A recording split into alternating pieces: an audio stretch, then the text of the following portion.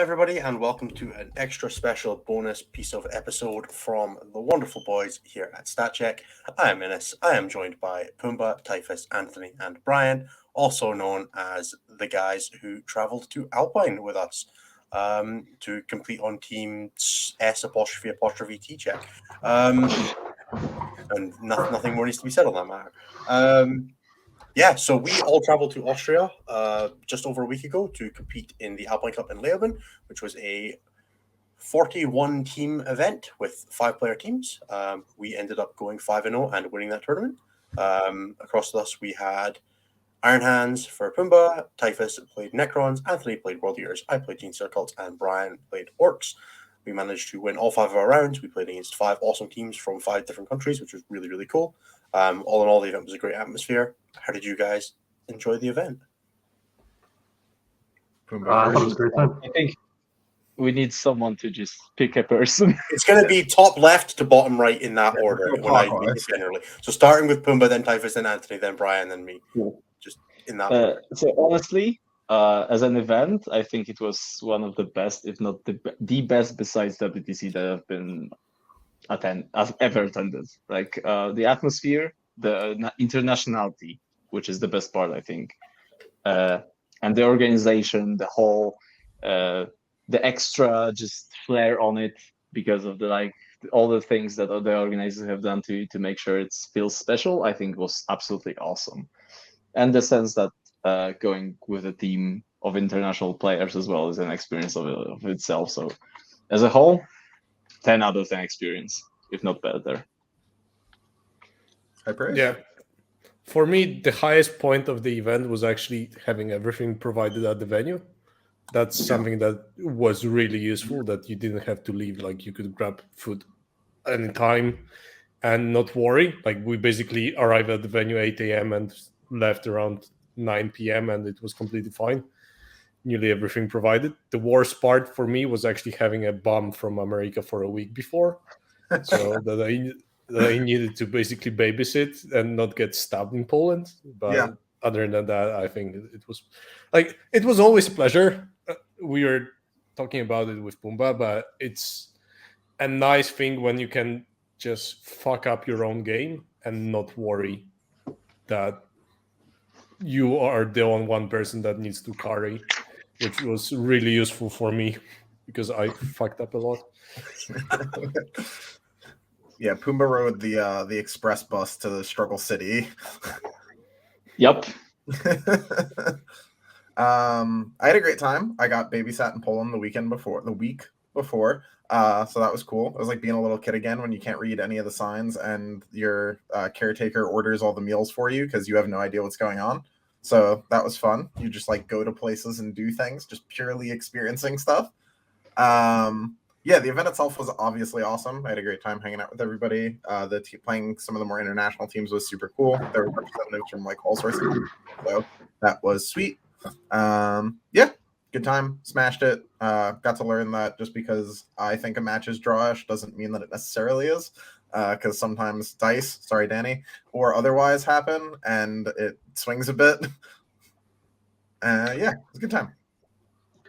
I thought it was fantastic. Any tournament that opens with a tuba is peak. Yeah, so that was awesome. I thought it was this music playing through, and then I looked up and there's a full-on band on the balcony. So that was awesome. It was also really nice to I forgot to bring a army tray, and kind of Typhus said they literally had everything, including army trays that you could just buy on the spot. So. And the vibes were incredible, so it was a good time. Yeah, for me it was really awesome. We rocked up to the venue on the morning. Like I said, we went out to the little seating bit they had outside a couple of times to do our pairings prep and stuff like that. But other than that, you could literally just sit in the venue. We had breakfast, lunch, and dinner there. All the meals were completely reasonable. Like they were standard tournament stuff, but it was all provided and it was all reasonably timed. The queues weren't ridiculous. No, it was really awesome. My favorite thing was the little care package we got with all of your pairings cards and a little token for everybody. And I've got it all sat on my shelf now, ready to go into my keepsakes box for 40k tournaments, along with all my WTC pairings cards. I'm like, I I love it. That cat is so cute. It cannot be overstated. For anybody, there is just a cat going to town on Pumba's head. From behind him. He's the That cutest, but cat- also annoying.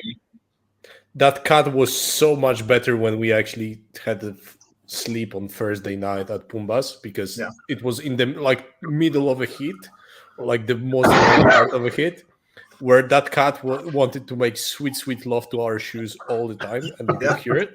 It's true. There was no breaks on that love train. Like, Yeah. It's No, she's incredible. better.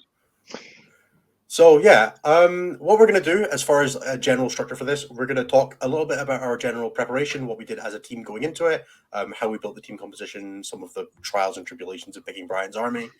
Then we're going to go very generally round by round through games 1 to 5. We'll talk about who we played against, what our strategy was going into it, and then we'll cover any highlights or any particularly interesting games or particularly cool moments from the rounds.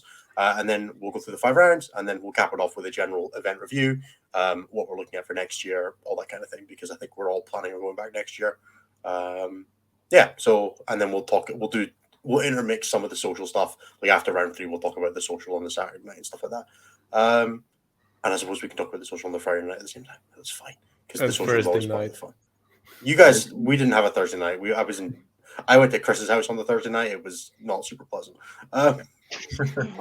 So let's start. Pumba, you are the de facto captain. Tell us a little bit about how the preparation for the team went down. De facto captain is definitely one of the ways you could call it. maybe you Guys, want to introduce how we dealt with captaincy? Yeah, the captaincy was fluent thing, a flexible command, I think you could call that, in the way that whoever needed to be captain for the time being was usually, by a democratic vote, to be honest, nominated to be the captain for the next X minutes, usually like 5. Yep. Always a but- punishment. Basically. So I was pretty much dubbed the captain for the team prep and all of the stuff like army picking and the executive decisions in that sense, which was a role. And for the most part, I was doing the pairings, but of course, all of the guys basically contributed to final decision making during the pairing process, especially Innocent Typhus' help was very much useful, and their perspective was crucial, I think. The army picking went smoothly for some of us. That was great. I showed up, got told day 1 you're on GSC, never changed. Yeah, Ines was basically like, so Ines, you play GSC, right? Yeah, that's fine. Anthony, I think you're good with world leaders. I think that's pretty good. And the rest was a bit more spicy, I would say. So I was the original plan was for me to bring Dark Angels because Space Marine's good. We finally decided on Iron Hands after Ines, and both Ines and Brian have done incredible things during Home Nations and in Manchester with Iron Hands lists, basically proving to me that Iron Hands are far superior option. And when we did that, some of our other stuff has changed. I think Brian is the person who should definitely tell the story of his struggles, because that is another thing. And Typhus also actually play tested before the event, which is very unusual for him. Really weird. I've play tested the most since ETC 2016. I was so prepared. I've played 5 games. I thought it was Yeah. 4. It's going up now. No, 5 games, 3 with the army. I actually played at the event. Yeah, I was gonna say I saw 2 of them. We're Yeah, very proud of he you. also played some with Slaanesh Demons, which was the original idea. But very much unusual for Typhus to actually play with an army before going to an event. Other than that, I think the most like in terms of army picking, the craziest part was definitely like an hour before the submission after me and Typhus played the game, and basically decided that Iron Hands are definitely the pick, but we currently have Brian on guard, so problem. We imploded an hour before. Yeah. So do we want to run into there very was, quickly why having guard and Iron Hands on the team is a problem? because table choice is the quick answer to that question, and because they, to some extent, have similar counters to them, right? So if you had both in your team and couldn't provide the perfect table for both of them, they could get just destroyed by an army that supposedly would be a preferable matchup on your table, and suddenly turns into a matchup that you lose. In that sense, Iron Hands are the superior option because they are. They don't require a table, I would say, as much as the guard does, and also their pairings are overall better. And also they just straight up counter guard, which is a valuable option of itself instead of offering a mirror. And because of that, we decided that Iron Hands are the pick, definitely. So picking guard, which would be way more difficult to pair for us, I would say, could easily get scammed on matchups. We just could get super countered in like the bottom 3 pairings, for example, if the team paired correctly against us, and that would be a tough time.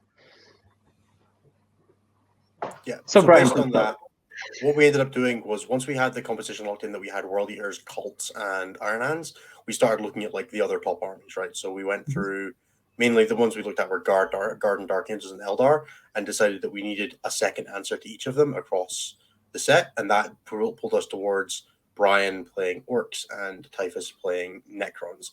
Brian playing Orcs is just because he's a savant and the best orc player in the world. And then Typhus went on to Necrons as a natural response to, I believe it was guard specifically. Was the case guard? I think choice of Brian and me was more complex when it comes to actual us figuring out stuff. It was, I would say, directly correlated to my playtests that we've played against each other as well. That we've figured out that Craftworks will not be as good into some of the team comps because like they are not great against World Eaters on their table choice. They are not great into GSC. They are not like they are okay into Iron Hands, but not okay into Iron Hands that are defending. They cannot play against guard, and it started getting iffy. So there was one decision. That's why we had Brian early on guard, even though previously he was supposed to play Harlequins and Craftworks. And when we went through and realized that guard might also have like another layer of problems in pairings, when we actually looked into like sample estimations, we've talked a little bit more with other people.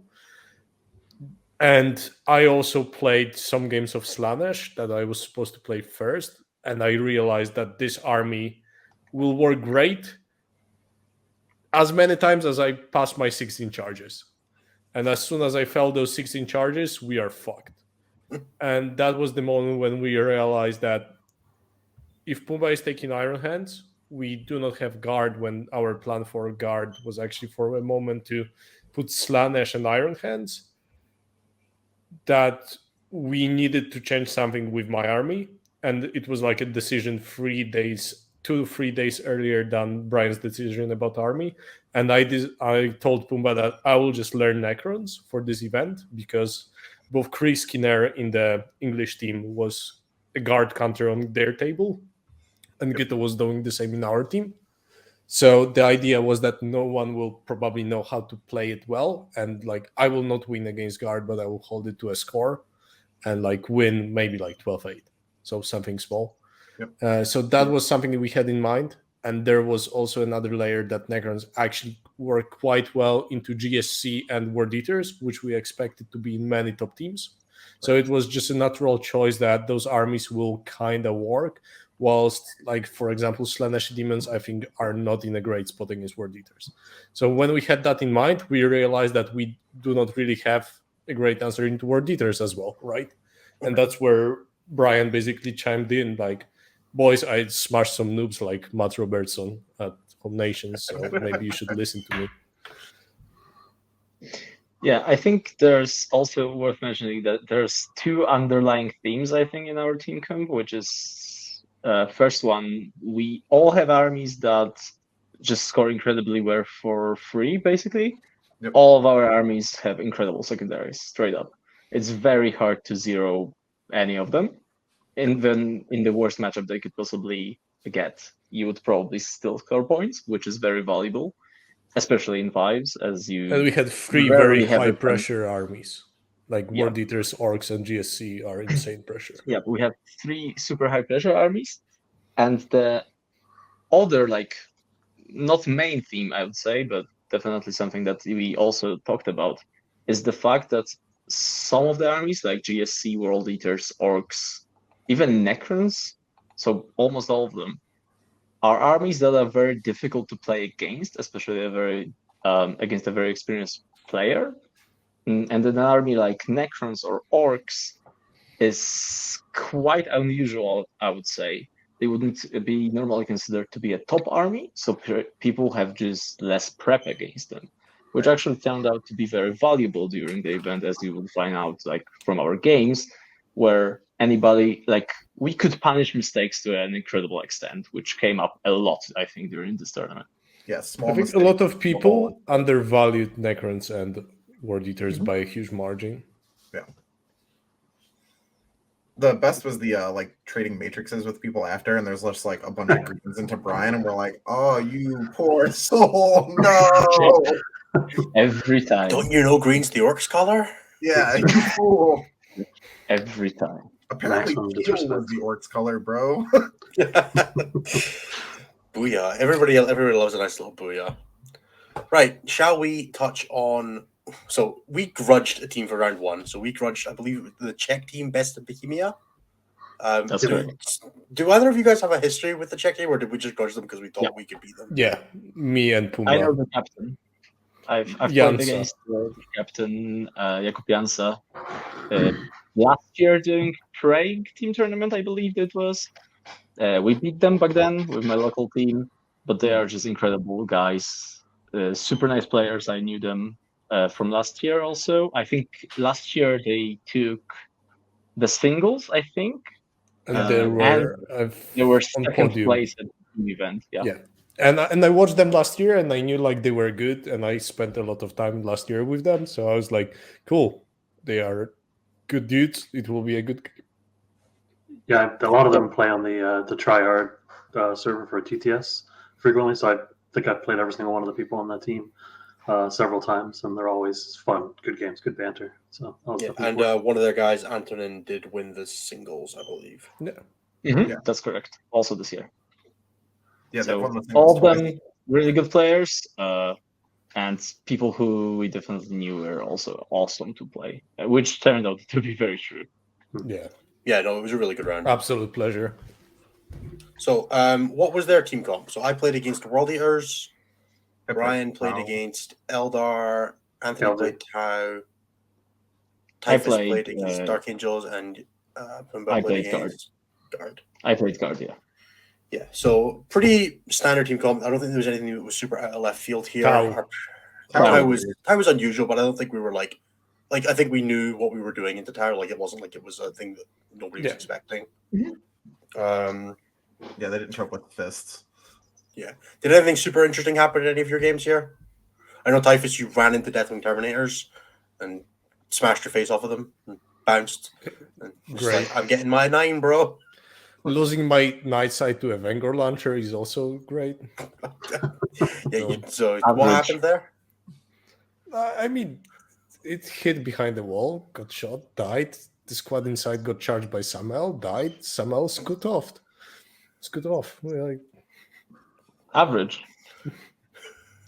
There's going to be a lot of average skill issue jokes coming up, by the Typhus way. got hard scammed. Yeah. Hard scammed that game. no, but I think like team-wise, when it comes to pairings, like I think we can dive a little bit into it. When we look at it, it was something that we had like perfectly prepared for Right. this one Yeah. event. Is that Anthony just goes first defender, and if they give one of their high scorers, Anthony takes it, just to facilitate basically Pumba, Ines, and Brian. And Typhus If gets not, struggle bust he- into whatever's left. yeah, Yep. and that was the idea, that if opponents attacks like defense with guard first round, they always get Necrons and Iron Hands. And the plan was that I would play every guard at the tournament, so I didn't play the first round guard, but I played every remaining guard player that we faced. And I played every Dark Angel player that we faced except one, where Pumba decided No, to Pumba take that played bullet. two. I played 2 of them. Oh, true. I played Yep. 2 as well. Great. Yeah, the rest of us got to be safe. Yeah, it was a nice weekend. I was like magnetically attracted to Eldar players on day one. That was painful, but other than Which that, is painful, but also good. Yeah, but I think the pairings round 1 went well because they decide that Iron Hands are better matchup than Necrons. And then I don't think that's what they've decided necessarily. I believe their strategy, which is a valid option, is to understand we just lose to those Iron Hands, right? They are gonna get super good score into us. We don't necessarily have a good options into them. Let's just take them. Let's just take them. Accept that we lose that one, and we move forward with better pairings. After I've talked to their captain Jakub, after the pairings were done and the games were done, I think this is basically what he said to me. Or I might be paraphrasing, but I still think there was some mistakes during pairings on their side. Like yeah, I think they thought the World Eaters Cults matchup was better than it was, for example. I felt the Hail matchup was good for them and me. Oh yeah, that was another thing.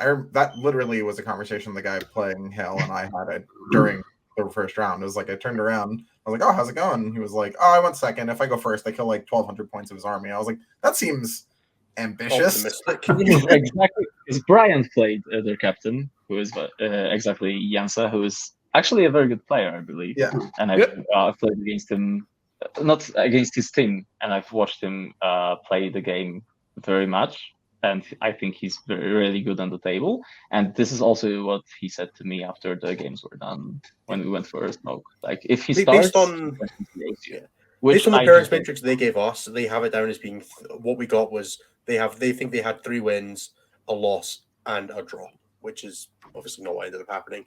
We ended up winning 4 out of 5 games here. So I won my game 15-5, 16-4. Anthony got a 17-3, I believe. Brian 20-0, Pumba 19, and then Typhus got basically a draw, an 11-9 loss. So we ended up winning around 81-19, I believe, which is a little bit of a shellacking. It felt quite good to get off to a really strong start against a team that's pretty good, especially the team with the guy that won the singles on it. It's always nice to be like, yeah, you might have won the singles, but the team is here now. You'll see a pattern. That guy was also in teams. I think he was like 5th best scorer. Yeah. Like when that. you look who I played, I think 3 guys who were in top 10 scoring. Yep. Strong. I haven't played Brian. The thing is, we figured we needed the practice. Yeah, you didn't play Brian. You didn't play Anthony, who was also in the top 10. Yep. So yeah, overall, really good round. The best of Bohemia guys were great fun. And now, so we moved on the second round. We played against 40k Trolls 2? 1. I think it was 2. 40k Trolls. We played against, I think it was a mixed Austrian-German team. I fucking love these guys. These guys were great. I think they're all German, but you might be correct in the. I think was German. Mario is on the Austrian team, but is German, which might be what's confusing me. All right, that makes sense. Yeah, but it's like England and Rob on the English team. Like, you can never tell about those people. Exactly. So we paired into these guys' composition. So I played against Eldar. I played Dark Angels. Yep. I got Shadow Keepers. And I got Guard. Yeah, so a little bit of an unusual one here. I don't think anybody was expecting Sisters or Shadow Keepers to be in the mix, which was certainly an interesting thing to face up against. Not many people wanted the Shadow Keepers, which was interesting. Definitely Anthony and Brian were looking to avoid it. Shadow Keepers being... I didn't want it as well. Yeah, and Typhus didn't want it. So I'm just sitting there like, it's Custodes and they don't have any good stratagems. This is great. And Pum was like, it's models. Great. Yeah, basically. Unfortunately, they don't reduce ranged attacks. I think it's kind of worth mentioning that the Shadow Keepers build was very unusual. I don't think we were prepared for it. Yeah. And also it was played by, I believe, at least 3 German teams. I believe Breaking Heads, which was Breaking Heads, the Keepers as quote well. unquote best German team, let's call Team them Germany, that, or yeah. like Team Germany, or like team from Berlin. Yeah. With You mean some 4 of the Germans and a what's the Belgian difference? guy, right? Arne? Arne, he's Belgian, right? correct. Definitely. Certainly played for Belgium. They also ran this Shadowkeepers build, perhaps built somewhat differently, but definitely Shadowkeepers also. Yeah, and, I think although the German teams Jan, had it in as a Dark Angels counter, It works for that. I don't possibly. know. I feel like I it still think gets out secondary, but Dark to- Angels to- is the to problem. Their Customers plays a little bit about it. I knew he went and scored incredibly well at the tournament. So there's definitely something in this list that just works and was very useful for all of the teams. As we've said, we were not prepared for it at all. Like it kind of took us off. Like whereas the previous team was very in line of what we expected from team to do, and we were very much like we had an answer for every single army. Here we needed to hard bust someone into that pairing because there was no way we are getting a good one. As you will see, the theme of the pairings every single round was bust Anthony, then bust Typhus, then be good. Yep. And it worked out great. It worked And give great. Brian that yellow pairing that suddenly becomes 20. Just Yeah. hit somebody to the Brian Oh, easy. grinder. Yeah. I did. So this is the game where his shrine objective had, I think, 30 orc boys on it at one point. It was, I can was probably fairly get this enjoyable. picture. Yeah. Yeah. The shrine of work. And it's also the fourth. At the end of the game, it was the 4th time in those first 2 games where I scored a 12, or the 8th time. Sorry, the 8th time of those 2 games where I scored a 12. So I had not scored a 12 at that point. Because pressure was easy. Yeah, I had the moment of realization of my opponent. Like, first of all, I always started the game offering my opponent a beer to just chill the mood. So his first question was is that your plan for this matchup? And I was like, not really. Oh, no. Shrine of Mork. Yeah. That objective no, is no. the one in the conversion in conversion. It's at the bottom right of the table if you're standing on the long edge, where the sisters players decided I would like to hold this one for bonus points. And Brian has decided that's right. what they want to do. The worst thing is that you can come back the turn after and there's like a truck on it because there's no sisters within 30 inches of this objective anymore. The only thing you could threaten the objective with was like 5 Zephyrim, and I was like, all right, that's fine. You kill one unit, and the other 20 boys will keep holding the objective. Correct. Yeah, and about my game, that was first time when I was playing against Guard, and my opponent realized when I described my list how exactly hex marks work. And when I deployed one on the one end of the deployment and the other one was in reserves, he was like, "So I can't use Barbican Ski," and I'm like, "Nope." Correct. You could. So this game, I think he used Barbican's key to kill 3 Tomb Blades on the marker. So that's a solid trade.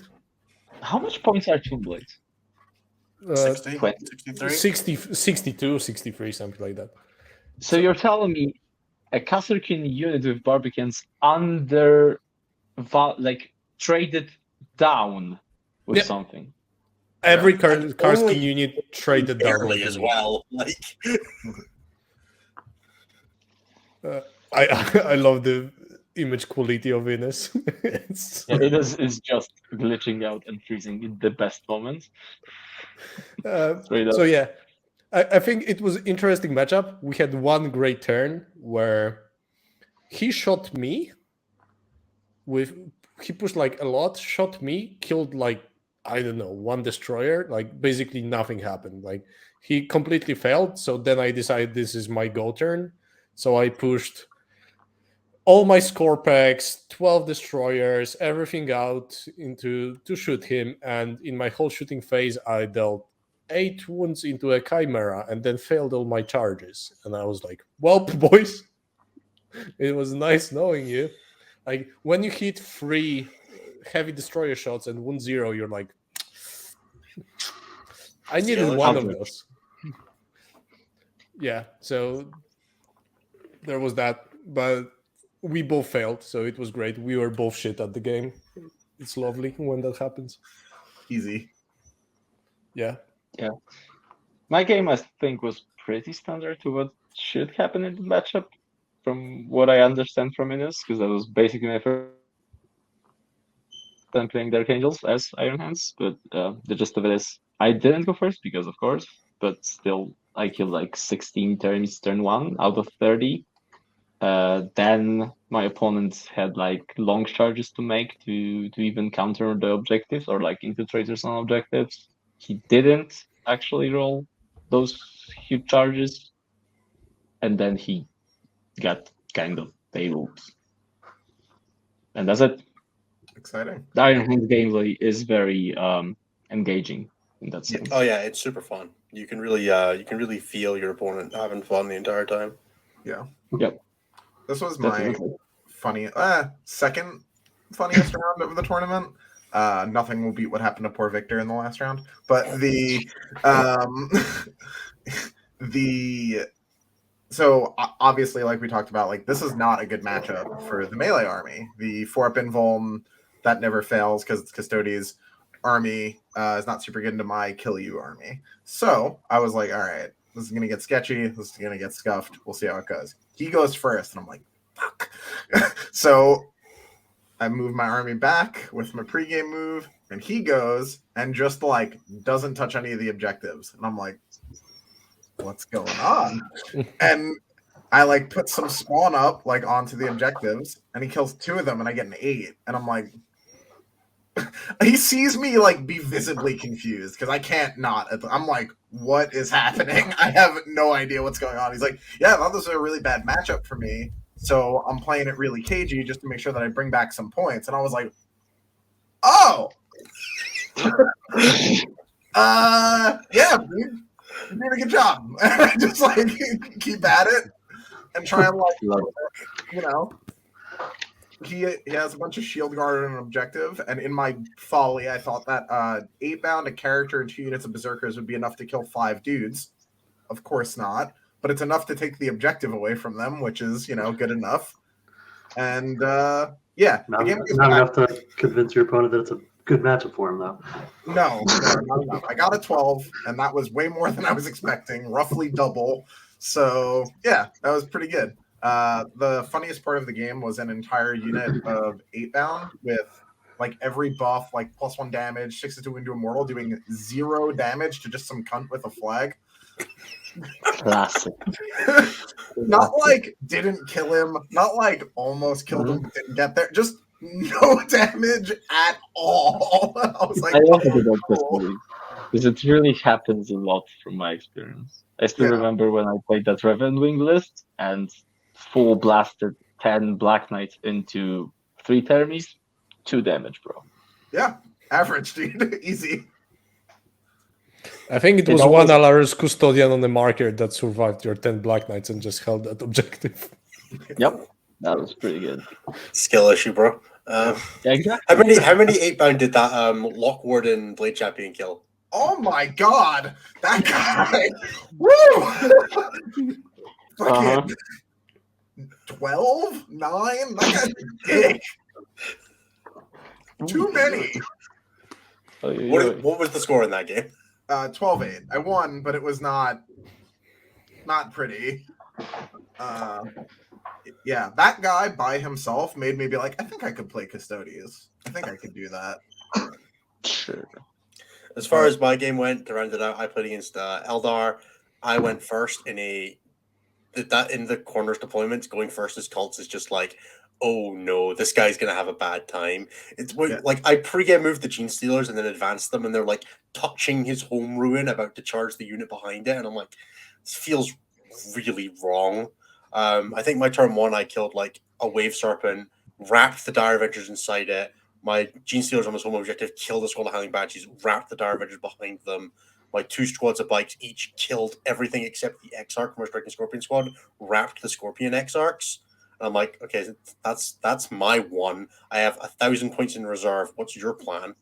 And it was to, kill some of that stuff.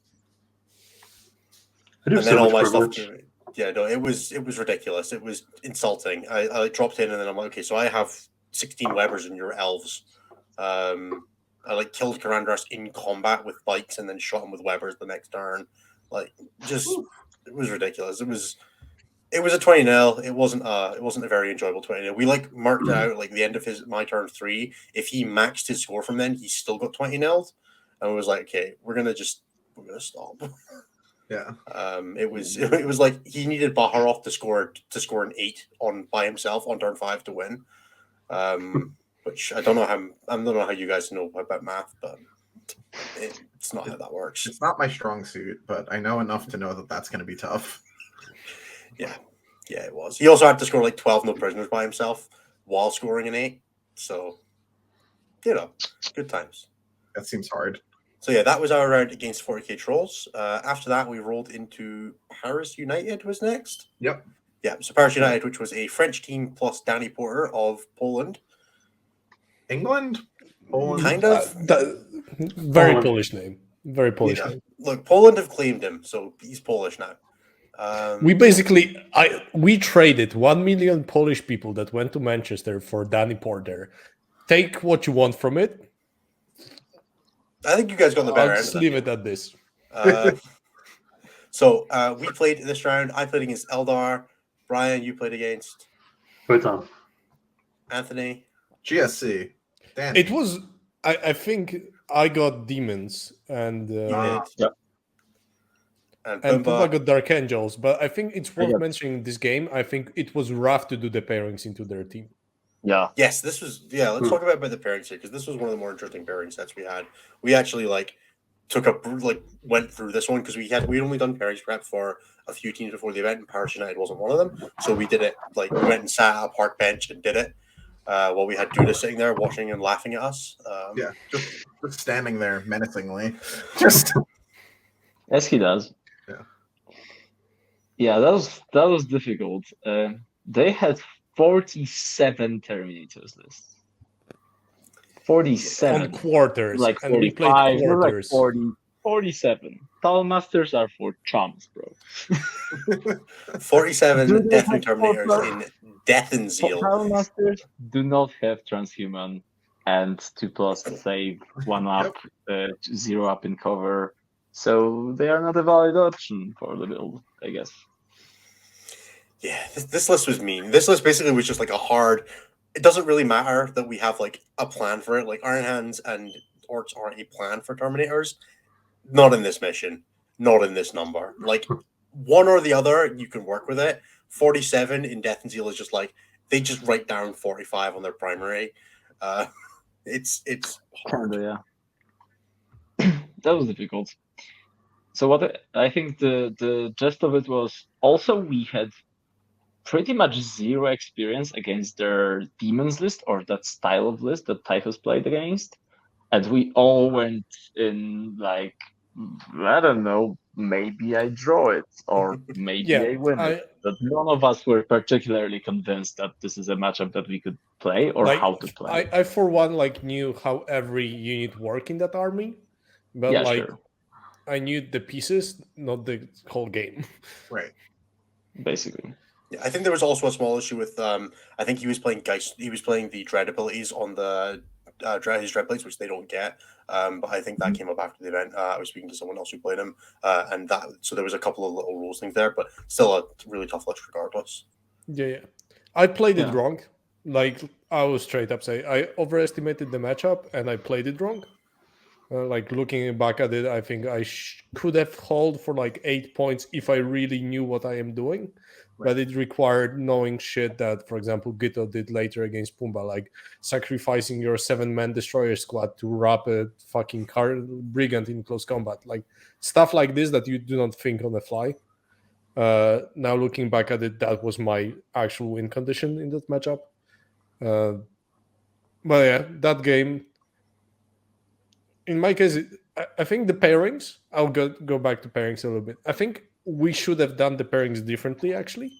Mm-hmm. And I think during the pairings, we saw that we had people not only not prepared for the demons, but also Anthony didn't read Danny's list fully. So that was something that Antonio also said, that he estimated it as a different list of GSC, not a list that would be better into him, not the one that Danny actually played. Yeah, I just didn't consider how much that baby transhuman is or is not a big deal. And man, does that army die just so much faster when it doesn't have that. Should be 17%. It's definitely way higher. I mean, it doubles the failure rate when it's there, right? Yep. Yeah. That's right. It's great. I love it. Yeah, I think looking back at it, I think how we should have done, because I was first defender. This was one of the matchups. There was no guard. So we realized that there was no use against them with me. Like, I could play into GSC, I could play into Craftworks, but there was nothing that I would score high from what I recall. I would get shafted by Terminators like there's no tomorrow, which foreshadowing I did later. So I think looking at it, probably I should have gotten Danny just from like the estimation standpoint and the matchup standpoint, and left Demons for the later pairings. Yeah, I think we had like, which always like pairings come down to a little bit. We didn't have perfect information, and especially the Demons list that like threw a wrench into our plans. I think the general idea we came to is that we try to get you to play basically anything, because you, as you've said, you are not going to score high, and we just clearly took the Demons because, I mean, you have it as a yellow, for example, and this is just so uncomfortable for everybody to face, right? And you are playing the Necrons list, which is one of the least susceptible to getting like scammed and like hard countered. It was just very and like my estimation was based of me previously playing Chaos Knights, so I knew how Chaos Knights would play into Necrons, and also knowing how Slaanesh and Tzeentch work. So I had good idea how I would play with Necrons into all three of those armies, but not into some kind of mishmash of those three. So it's a completely different thing. Yep. Yeah, my game, I got a 3 from those Terminators, by the way, which kind of sucks to say the least. The table. That table was rough, to be honest, and I think a couple of things here mattered a lot. Going first definitely was like a huge thing. Obviously, if you are playing this kind of pressure, just throw stuff at your army, and you are not going first, and you have limited time to kill them. Not going first isn't going to particularly help you. Rolling big for advances is definitely not going to help you, as the Terminators just pushed to the very front. Like, I think it was I might be like misremembering. They were like in your deployment on turn 1 with like a 6/6 and a 5, right? It was like a 5/6/6 advance on 3 big blobs of Terminators just pushing into me right away. So as we've discussed, the list is designed to kill around 15, let's say, Terminators a turn, plus or minus 1, 2, I guess. I kind of low rolled on that one, or my opponent just rolled 4-ups better than the last one, and I believe I killed 12 to 13 of them. The problem is that if you are, as we've discussed, being super pressured on Death and Zeal by big advances, and you're playing against a blob of 10 mens, you are probably not going to zero that, because at some point the Terminators are in such a way that you lose your line of sight to them. If you try to just wipe the whole squad, that would require you to be super upfront to actually catch angles to those front Terminators, for example, behind Ruin. So that it was not very feasible for me to get all of the 10 mens. And as you know, Ravenwing Apothecary is a thing that has a big role to play in that matchup, and in general in that kind of list, which is resurrect the Terminator, and suddenly you gain like a 4-inch to your movement effectively. Couple that with a chaplain, which is very mandatory in that list, or used to be because that list is thankfully dead. I was gonna say one. And you get like even if I cut super tight angles because of the table that was not very open, my opponent could roll a charge to get into my deployment zone with the most forward score of Terminators. That happened turn 2, and that just ends the game, literally. Because of the 6 inches, pylons, consolidations, all of the stuff, and the next Terminator squad's coming, I'm just, instead of killing 15 Terminators a turn, I am suddenly killing like 3 or 4 with coming from reserves, but the majority of my army is just neutered and is not shooting. Yeah, you really need, with the Iron Hands into Dark Angels matchup, you really need time and space to win it, because you'll kill 15 to 20 a turn between, if you can like shoot in combat and you can, kill one squad from an angle where the second can't respond and things like that, right? But you really have to have time to do that, which mostly means not playing on Death and Zeal, because with the quarter deployment zone, you just run out of time before. Yeah, but like, I want to emphasize how bad of a terrain Pumba had. I remember looking at it like twice. When you have like those, how do you call it, quarters of a circle, Yep. marking your deployment zone, basically that was a spot where it was a ruin that wasn't like covering your deployment zone, but was inverted. So if something pushed the middle, your opponent could just run into it. Everything could run into it. And that was basically the table that Pumba was playing on. Yeah, exactly. So, you couldn't write a better board. We didn't get board choice for that one, did we? No.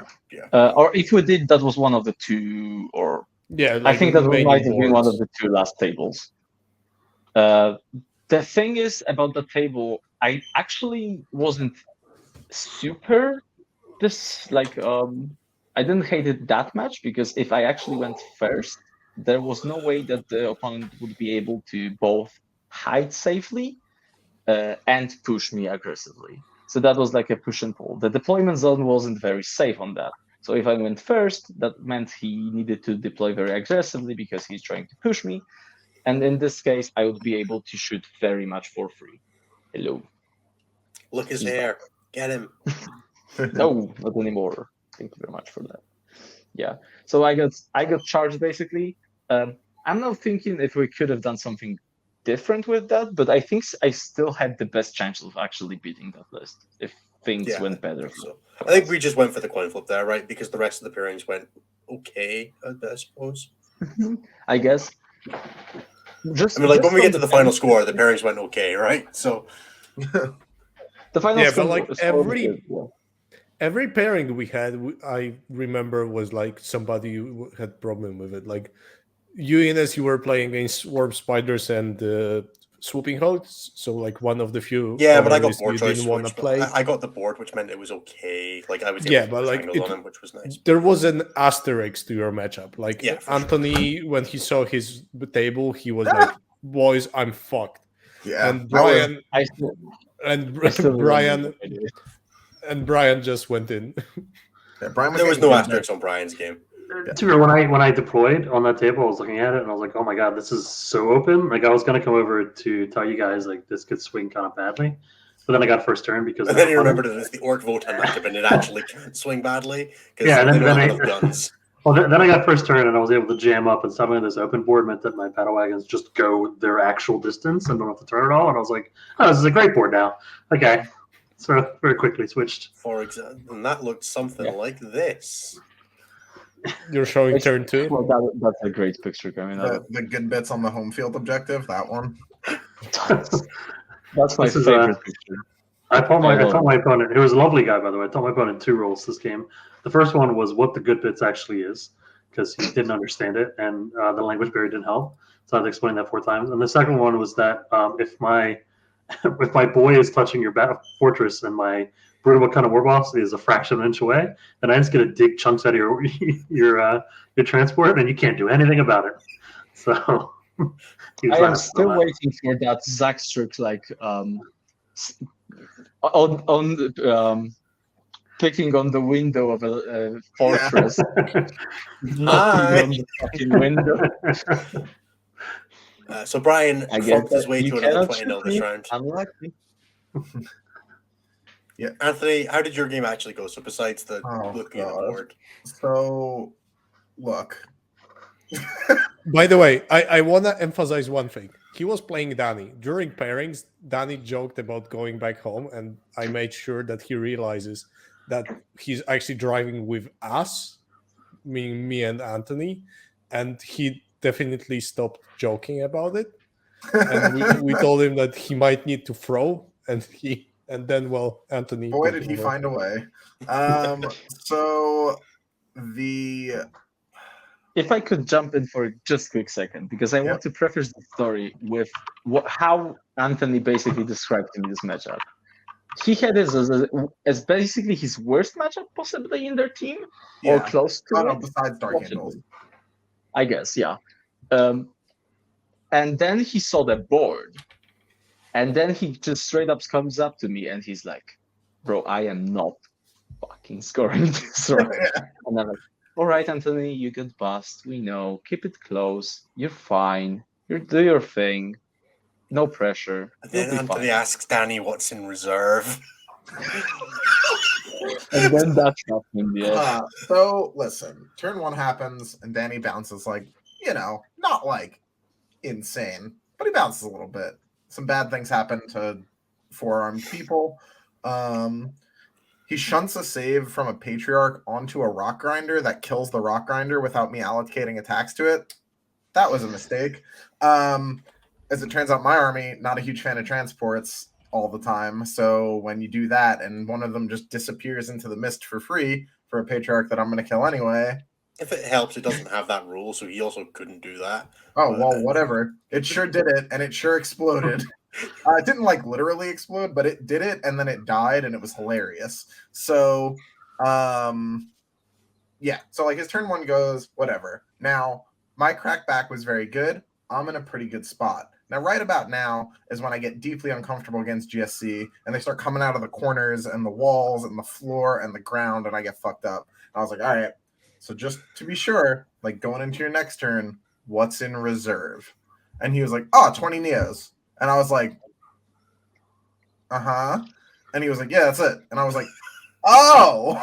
So I immediately ran to the rest of the team and was like, it's going to be fine. It's going to be totally okay. Now, was that a better or worse question than you asking your own opponent if they get a turn 5? About this second, I am getting, my opponent is moving his Terminators after making that charge, by the way. Yeah. And I just immediately, before he even finishes the charge, I just go to every single table and I ask everybody, guys, there is a problem possibly in my game coming wrap up. There is a possibility of you to score better than expected. That would be advisable. We might need that. And Anthony is like, yeah, I think I could do that. I literally looked up, smiled, gave him 2 thumbs up, and went, gotcha. I don't think you even asked me, Pumba. You just looked at his deployment. No, that was the best thing. Because I went to everybody, Typhus, Ines, Anthony, and then there's Stud Brian just looking at the board. Over the time of his life, struggling to reach their home objective on quarters. And I just didn't say a thing. You ever seen the oh geez, Billy, how come your mom lets you have 2 hot dogs meme? It's that with Brian with deployment zones. Brian with 2 deployment zones. Yep. So, yeah, they should have good bits. So they should have good bits for home objective, which was definitely one of the peak moments for me. Yeah, disrespect I've never seen before. I, on the other hand, was for what might be the first time in a long time, the last player to finish in a round. Yeah, that usually was a bad sign. Odd. It was so the GSC Eldar matchup when it goes average is sweaty. Sweaty, yeah, that's a really good word for it. I didn't pack my army up after this game. I left it and came back the next morning with it just on the table. We weren't playing on that roll. This was a bad decision. But he went first, and I spent about 10 minutes explaining to him all the ways he couldn't move past blips. That was quite funny. He's like, what if I fire? No. You're 9 inches away from my deployment zone. Definitionally, fire and feed is a 7-inch move, buddy. That's not going to work. What if I quicken? Then that stuff dies, and so does your shadows here, because you have to be here to quicken over the line, because you have to be 9 away from me. It's like, oh, well, I'm just not getting behind enemy lines when I'm on. No, you're not. That's why I have blips. So that was great. That took like 30 minutes. I put the clock on him around about the 5th minute of him choosing secondaries after I'd locked mine in and finished deploying. That was when the clock went on this game. Deploying. Yeah, I put down 2 squads of bikes. Put one Just in stop banging your blips over your deployments then. Yeah. Imagine exactly. Deploying. So I did that, and then we get into like this really long, drawn-out game, which comes down to things like my Acolyte Icon Ward survived a squad from a squad of Harlequin troops by bouncing wounds off of the bikes that he was regrowing. I'm like, you guys can die instead, and then I regrew onto an objective and got an 8 or got a 12 for no reason, because there was a bottom right objective that none of us touched the entire game. Like no model ever stood on it, other than my Gene Stealers charging across it into some rangers before disappearing. Yeah. I am deeply envious of the people who have animals right now. I'm really tempted to go get my dog. What this came down to is Eldar have this stratagem called Forewarned, which is, if you're a GSE player, a motherfucker, because it's just if it's a unit within 12 of a Farseer can shoot any unit within 18 of it that arrives. Like, as an Auspic scan, that is wildly fucked up. Because when is another unit not within 12 of a Farseer? And then it's 18-inch range. Like, it's absurd. It's like better than the Thousand Suns one, which is already obnoxious. So this came down to, I was able to thread with my 3-inch Deep Strike squad a line where exactly 3 guns could see a squad of Wart Spiders and could only get shot by Shroud Runners. And Shroud Runners, as good as they are, will not kill 17 models from a Neophyte squad. So I drilled Dot Drop in, killed the Neophytes, hit a charge into the Swooping Hawks, killed a few of them with the Neophytes with the 3D charge, and then just locked him in his deployment zone. He went and took my home objective. He ended the game with 4 characters and a Howling Banshee Exarch on my home objective, and I had a Nexus stood there like, yay. But I had everything else, so I ended up winning 15-5, but it was an utter grind. At one point, there was a Farseer, 5 Swooping Hawks with a 5 Field No Pain, a Clam of us, and 50 Neophytes in an ongoing combat for 3 turns. Hell yeah. Like, I've never been happier for Cold Eye Killers in my life, because it meant I was actually doing damage. No, it was great. I think I regenerated like 50 models, which was really cool, because the next game, I don't regenerate a single model. So, it was nice. It was nice to get the full use out of all my models a couple times. Yeah. And Weber's, 12 of them kill a Ranger squad because they had no other targets. That was great. Hell yeah. Weber review, Weber's good. No, it was a really, really awesome game. It was one of the first guys, Zeka, who was really, really fun to play against. He played Chris in the War Masters last year. So Chris came over at one point in the game and they were like, oh, hi, good to see you. Burning precious clock time. To be fair, neither of us actually clocked out. We just ended with like 15 and 5 minutes left each. Which is, a really long game by my standards. Yeah. Horrifying. I was disappointed to not be done in 40 minutes and going to the bar again, but can't have it all. Sometimes you have to actually work for your 15-5s. Yeah, sometimes. Yeah. So that was basically the round where 2 Polish idiots got super carried. TLDR. I think it was round 1 that Typhus was like, isn't it awesome that I don't have to actually win my games anymore? Which was, by the way, we've talked so much after that game. Like, could you imagine both of us fucking up and getting scammed and then winning a round? Yeah. That has never happened to me in my life. No, it was nice to have a team of everybody that you could just I wasn't scammed. I was just shit. So, yeah, which is fair. we were Let me scammed. put it out in. there. Which is fair. Yeah. So that was the end of day 1. Then we had dinner at the venue, which was some really awesome sausages. And then we ended up going back to the hotel where we did, put some chocolate ice, and then we did pairings prep. Oh, no. Not the prep, We forgot dude. a crucial part of that dinner, Go for it. which was a kartoffeln salad, or what the fuck ever it is called. Which is The cold, one with vinegar. Cold cold potatoes. marinated vinegar potatoes cut up. Which is a travesty and a crime against humanity, in my opinion. But if I'm you just just, gonna Not the only one Well, Germans if did. you were so. me and you went up there and you just said, no, I don't want any of that, they gave you 2 sausages. So If I knew, bro, I just was given potatoes. with my sausage. I was like, that's super nice. I love potatoes. Yeah. And then I tried them, and they were cold, really fucking cold. Yeah. It's not just That like was- they weren't just cold; they were like real cold. Like, They were like Straight up intentionally from the like fridge. served out the fridge cold. Yeah. yeah.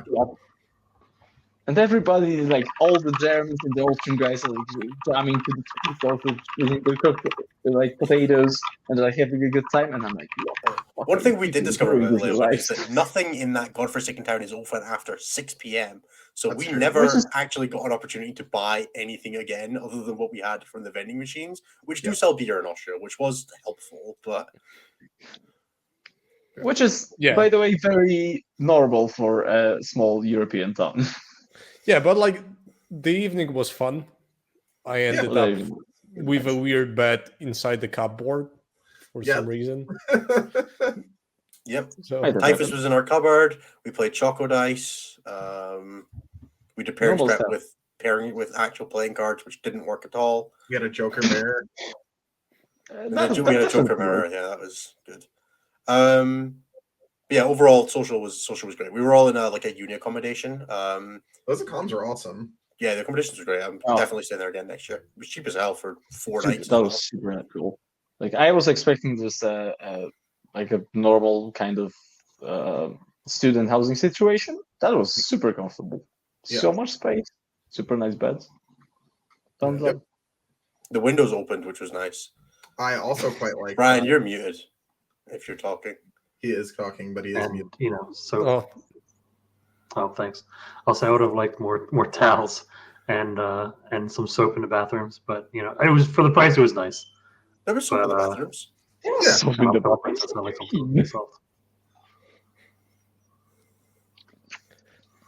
Yeah, no, Brian, it was really good. Brian being Definitely high good. maintenance. Brian didn't notice the soap in the bathrooms. It was too hidden for him. Hanging on the wall.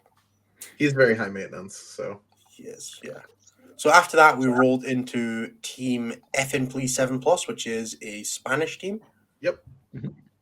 So I played the Cult Mirror this round. Pain. Yep. What about the rest of you? I played Yanari. I play Thousand Suns. Brian go. Brian played I've- World I Eater. got guard. Come on. Of course. Typhus played guard. guard because there was guards. Yeah. Yeah. So how did you feel about pairings this round? Obviously, this was the team that we felt really sketchy about this pairing, as I recall, and we did a bunch of prep for this one overnight. Yeah. We definitely had options, and we just couldn't figure out if defending with Orcs is better or defending with Anthony. I think that was the huge question that we were facing. Yeah, because Anthony, I think, had 2 matchups he really didn't Basically. want here. Yeah. Which just meant it was really awkward to fit him in there into the pairings. Yeah. The weird thing was that I believe actually Thousand Suns were kind of a problem for us in a sense because they were amazing into Necrons and GSC, which you don't usually plan on countering Thousand Suns for 5 months. But Anthony Thousand Suns was really willing to scrape them into the bin for us. Though. God, I wanted it so Yeah, bad. I know, but that was also, I think, your only pairing that you wanted. Yeah. Which, assuming your opponents also understand this basic principle of you smashing Thousand Suns face, is going to be hard to achieve. Yeah, it was tough Right? to figure out. What it did mean is I got to avoid the guy with 34 warp flamers, which was nice. That was my one goal. Like I didn't play anything but that. 34 warp flamers. This was also, I generally enjoyed the fact that during Alpine, as like in WTC, the same thing happens, but here on the kind of a smaller scale, you could really see the metas, international, like country metas, mixing up, right? Yeah. You could see the French bringing the 37 Terminators, for example, and no Desolation squads. You could see the Spanish bringing Thousand Suns, which is very like Spanish thing to do. Essentially, with two Polish most of- guys bringing Necrons. Yeah, Polish guys bringing Necrons, you jamming Orcs, stuff like this. Ow. Don't do this. Please help me, God. Us having once yeah, a few Desolation Marines at the tournament, scraping them out. And in Europe, the Germans had the Slanesh build, of course. They had the Custodes. So there were some builds that just almost all of the top teams, especially, had that weird like a list that they just devise or that is meta specifically in their region, and some of the teams like us weren't prepared for or like didn't expect that to happen, right? Which always happens in I think it happens more in 5-mans because you side for the player or the player's skill or the player comfort, and you have no way of having like answers for everything at all. Like it's just not gonna happen. Yeah, you can get away with things in 5-mans a little more than you can in 8s. It feels like it should be because there's less slots. You just take better armies, but a lot of the time, the armies that counter the best, that counter like the fringe armies, are the ones that are like the 5th, 6th, 7th slots that you can kind of bank on people not having. Like there was no way every team was going to have, like, if you're like lost to Guard and Iron Hands, it was very unlikely that your opponent's team was going to have both of them, just because it didn't really work in 5-man compositions, which means that you can sometimes get away with a little more. Yeah, it's generally interesting. I think a lot of that happened during that event. Like the for example, the Demons list, right? The French had that was kind of enjoyable. Like that made you think more than usually during your team events, especially the ones that we get in Poland, right? The metas are kind of narrowed down because the information exchange is happening a lot. So some of the list concepts and like meta lists form up, and you could very much define what everybody would be bringing. And here that just wasn't about to happen. So you need to actually spend time and think about pairings, which is a good exercise, I think. And that was very cool to have the opportunity to like think about pairings and specific matchups with you guys, because we had such like differing opinions on some of them. Yeah, it gave a lot to think about in terms of different ways to do pairings, different strategies. Because Pumba and Typhus pair in a very different way to how I do, but but we were reaching the same conclusions all the times through the different methods of pairing. Yeah, which was we really cool do not well. pair. I mean, we usually do not pair for Innocent Brian. We just paired for Innocent Brian this event. Right. Turns out the Scottish pairing style is really great in 5-mans. Yeah, it works great. We have a really, really, really high win rate in smaller events than WTC. It's just WTC. Yeah. It turns out that when you scale it up, we need a third player. That's the problem. We're working on it. So anyway, how did your guys' games go this round?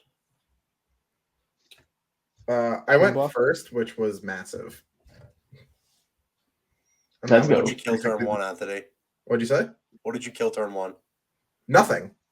That was not why it was good. It was good because I got to advance rhinos into the midboard that a gunless Yunari army really was not super confident in answering. And that was just like the beginning of the end. It just snowballed from there. Also, another highlight, and this is a foreshadowing of the next game, because apparently my Exalted 8-bound don't die to things with pointy ears. My cat just jumped in a bag. That was hilarious. The Yunari Harlequins, where I had accidentally clipped one off them, charged my 2 units of Exalted 8-bound and killed exactly 2 of them. Like all the buffs except the 6s to hit auto wound. So that was cool. Yep. They died in response. There was a lot of dead elves by the end of this. The Yunkarn lived it, though. She made it to the end of the game.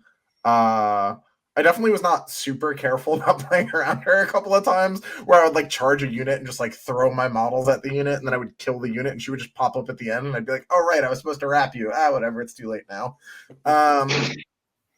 Thankfully that just didn't matter that much, because that matchup super favored. Blood Gods do is really good into elves that plan to die on top of objectives with you.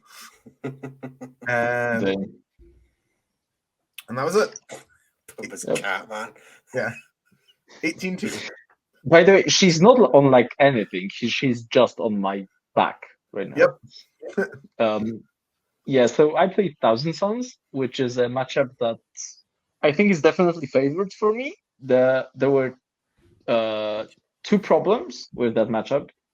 First one, that was one of the 2 remaining tables that I chose. I still went second defender, I think. I think that was the second defender. So I chose the table, but I had only 2 left. None of them which were particularly great, so I couldn't. I had definitely lines. It was just not super easy to find them. For example, I just needed to work for them instead of them being given out to me for free. And the second one is actually you need to wound on twos most of the Thousand Suns stuff, which is very difficult, especially if you have real ones. So the gist of it is the matchup was definitely favorable for me, still, and But Pumba got hard scammed by these Terminators. that was what happened. Is I kind of baited out the Terminators for my opponent to teleport, clear my scout speeder, the speeder stone with scouts in them, which was, I mean, sure, go for it. That's totally like super fine for me. If you position just right here, so I could just drop pod within the range of my lieutenant, that would be awesome. Also, my contemptor is right next to that, so just please do that. And he did that. The problem was multi-meltas actually don't kill Terminators, especially without 4-up invuln up, apparently. So from the 2 Devastator squads, full buffs, contemptor, shooting at them, some minor stuff like maybe a speeder, I killed 4, maybe 5 of them, without 4-up invuln, remember?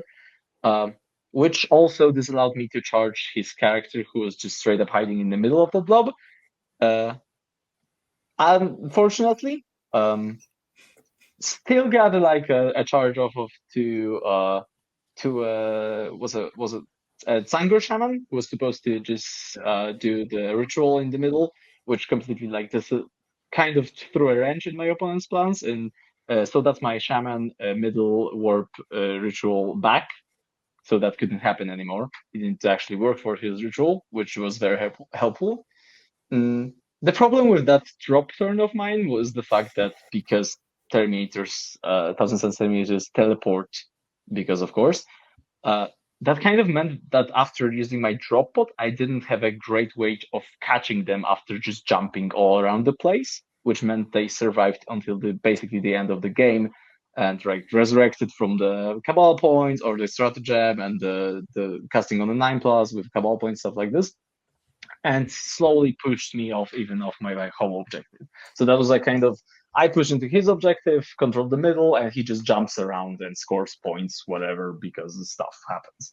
If the Terminator blob would have been neutered more, or I could get that charge to his Mortal Wound Sorcerer and kill him with my Vanvets, I think that would have been a much higher score. Still a good matchup. What did it What end did I up get as? there? 14, I believe. Yeah, which is still pretty good for having as hard a banks as you did. I mean, yeah. Happens. Typhus? Well, I had That's another fun. guard player that during army explanation learned what hex marks do. Which Never was gets like, old. oh, cool. So I do not use my Barbican ski. No, you do not. So that's that done. And during my first movement phase, there was a funny moment where first I moved Scarabs behind the wall. They were like behind the container. So first I moved Scarabs from behind the container into behind the ruins. So he asked me, you have fly on them? And I'm like, yes.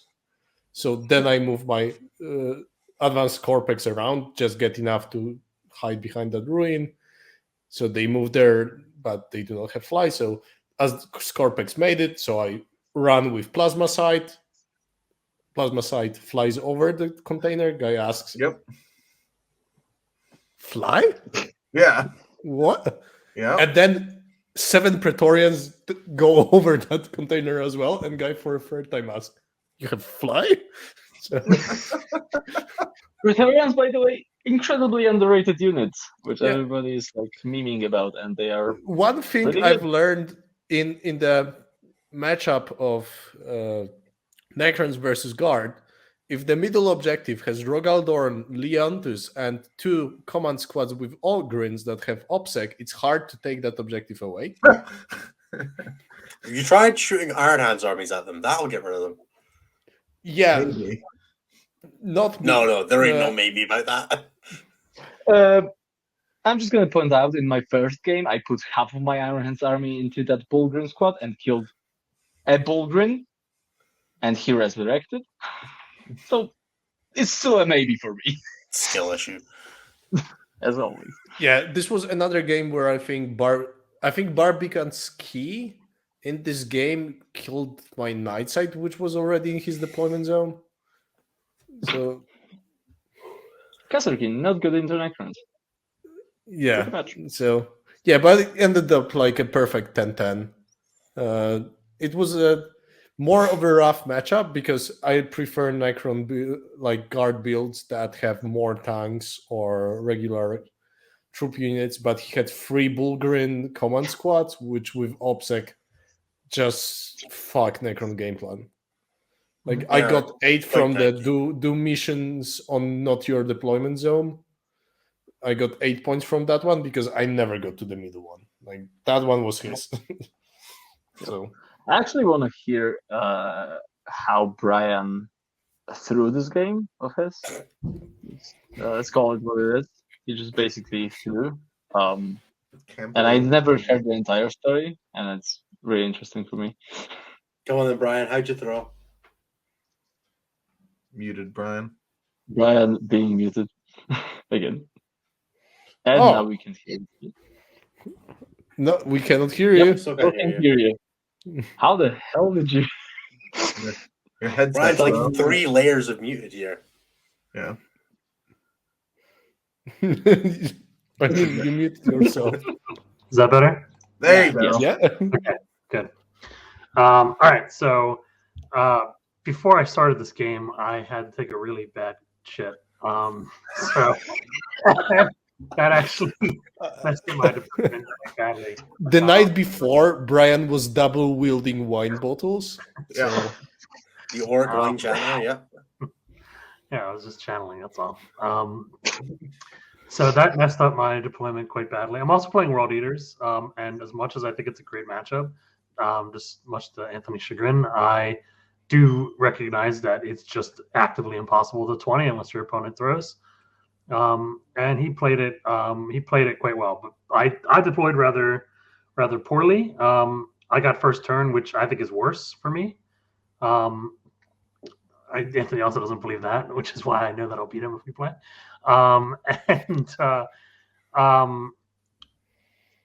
It's I don't know. I mean, there's not really much to say about it. I just played the game that you always play, which is combat control with me having more stuff than they do in the World Eaters.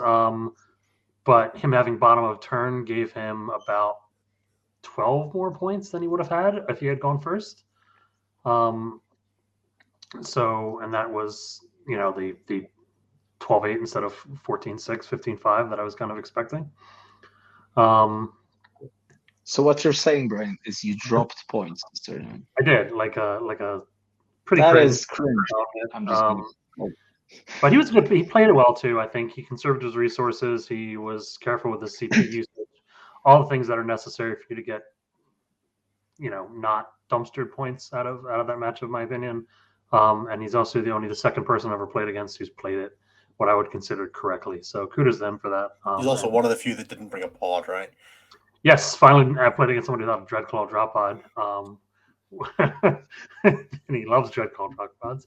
But actually, Dreadclaws are weirdly good against me because I can't ever kill them, and they have Melta. So they give them a shooting attack that I don't have. So they might be bad at everything else, but they're good in their works. I was really annoyed game 1. I left for alive on 1 wound. It took me ages to kill it after that. Anthony's just actively being pained right now. Yep. I love it. But he played it well. So like I said, kudos to them. But it was mostly the indigestion. That's right. I, to round out this round, played one of the few Gene Circle games I've ever played where I didn't take Brood Swarm because we played the mirror match. Now, when I say mirror match, I know what people are like. No, he had 8 flamers where I had 8 webbers, and he had hand flamers on his acolytes, and I had a trap sprung on my neophytes. That was it. That was the sum differences of the lists was 15 points and 8 free upgrades. This was a really weird game because we walked up to it and I'm like, I think it's really, really good if I go second here. And he's like, I think it's really good if I go first here. And I'm like, well, one of us is wrong. And I don't think it's me, which obviously you never do in that scenario, right? So he goes first and looks at his deployment zone, looks at it. I pre-game move my bikes backwards out of fair range. And looks at it and goes, oh, I can't do anything this turn, can I? And I went, nope. And he went, oh, so I'm going to R&D with these bikes, send my Genesis into reserve. It's your turn. And I went, nope, now it's my deployment phase. And I looked at everything he'd done, all the stuff he set up, and then perfectly countered every single thing in his army to the point where, like, I pre-game moved my Gene Stealers directly forwards into the open with no line of sight onto them from anything in his army, and then advanced the 14 inches and charged 20 neophytes on turn 1 because he can't stop me and I can stop him. So you basically used the blips, and he didn't know blip rules. Pretty much, yeah. In the mirror match, my opponent decided not to know what the rules of his army was and got hard countered by his own army while playing the same army. All I remember is very early in the round, Ennis came by and I was like, "How's the round going?" Ennis, he's like, "Oh, opponent made a mistake. It's gonna be good." That was good. I was checking everyone else was going on. Everyone else was fine. I was like, "You guys can. It's fine. I'm going to win this game. It's not going to be close."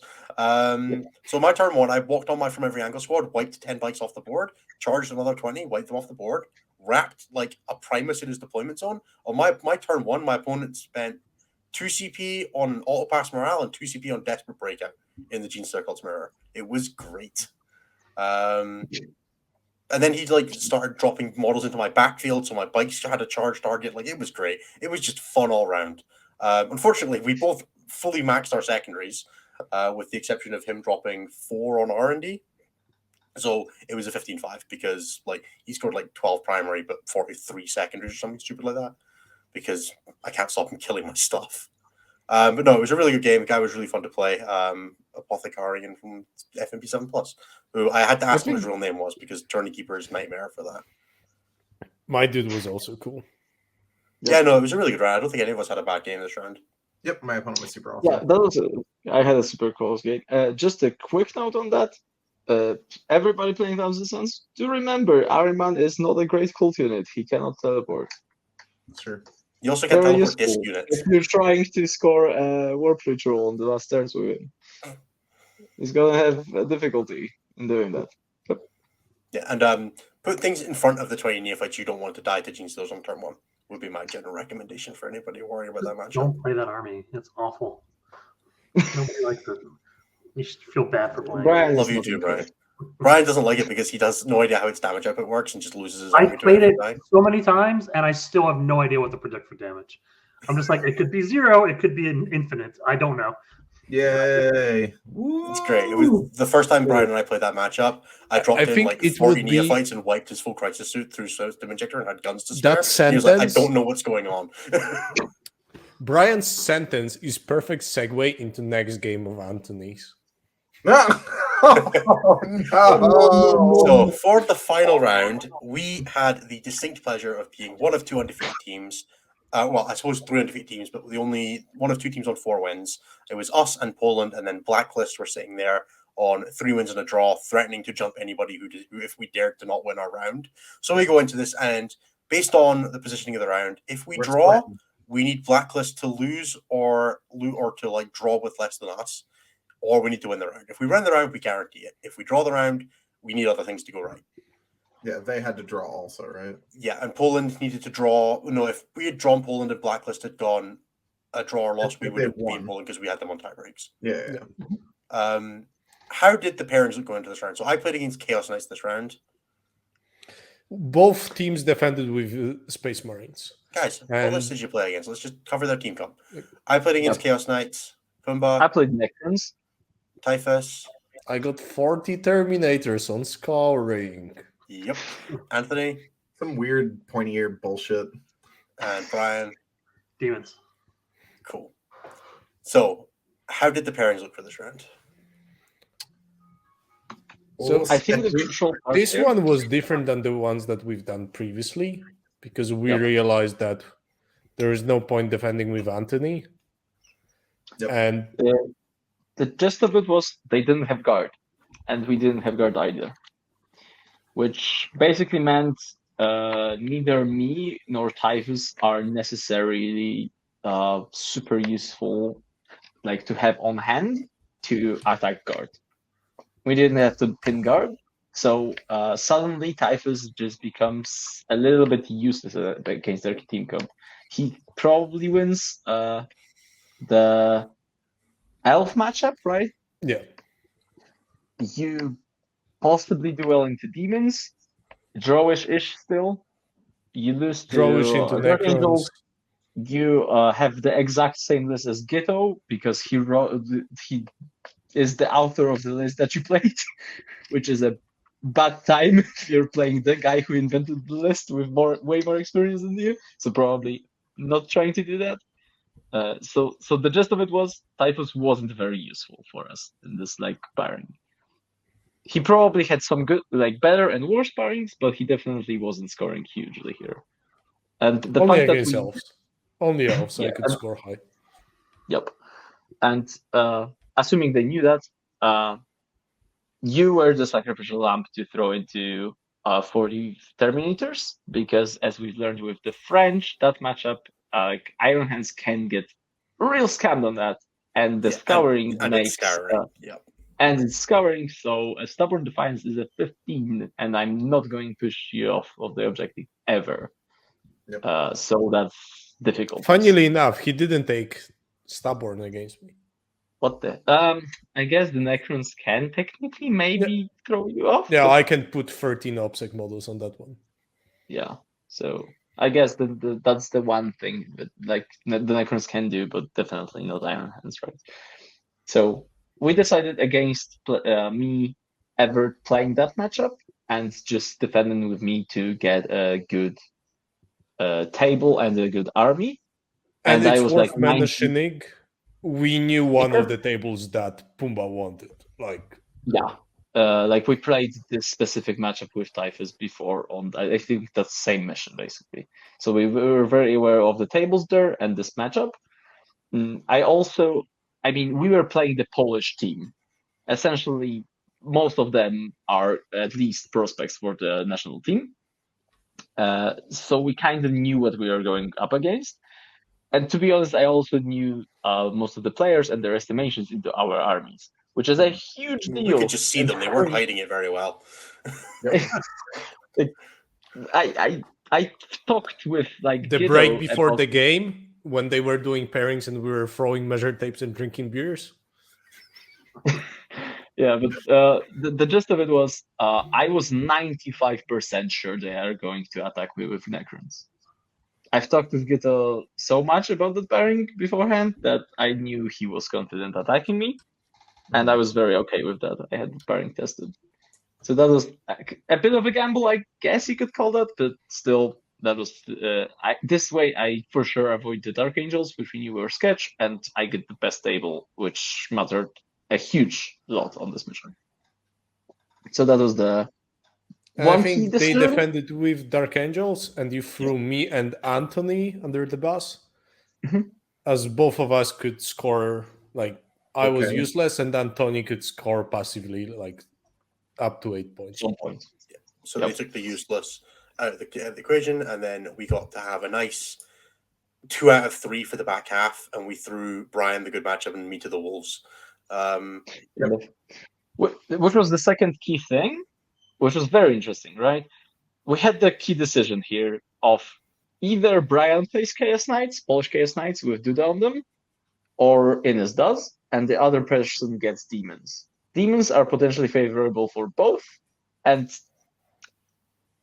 now the question remains if Chaos Knights actually beat Orcs and GSC, or only GSC. And we still don't know, because you guys are bitches. No, because Brian gets more out of the Demons than I do as well. See, even Anthony, if he does get more out I've of the made Chaos my Knights. homework. I've done my homework. I've been to a team event this last weekend, and now I know Brian was 100% fucking correct. How about the Chaos Knights? Definitely, 100%.